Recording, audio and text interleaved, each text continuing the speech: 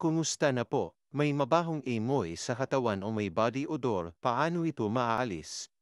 Nako, may kilala ba kayong may body odor o yung may amoy ang katawan? Ang mabahong amoy ay nagmumula sa naghalong pawis at bakterya sa katawan. Ngunit huwag mag-alala dahil mayroon tayong mga tips para matanggal ito.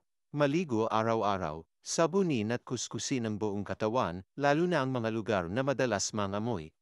Hugasan ng kilikili, singit at paa ng 2 beses sa isang araw.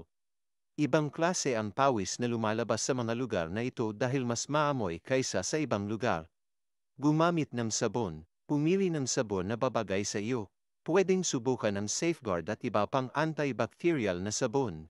Maglagay ng kontra sa pawis o antiperspirant sa kilikili.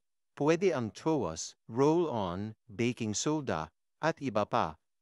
Hanapin kung ano ang mas epektibo para sa iyo. Subukan ng alkohol sa kilikili at paa.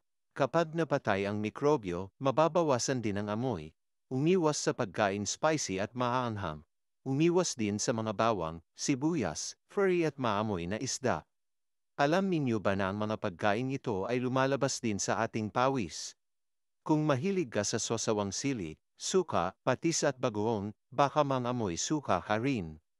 Uminom ng 8 hanggang 12 basong tubig para lumanas ang iyong katawan. Magsuot ng cotton at linen na baro, pantalon at underwear.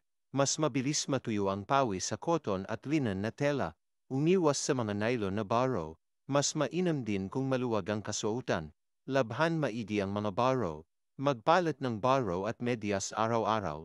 Kapag mabango ang iyong baro, mas hindi ka manangamoy.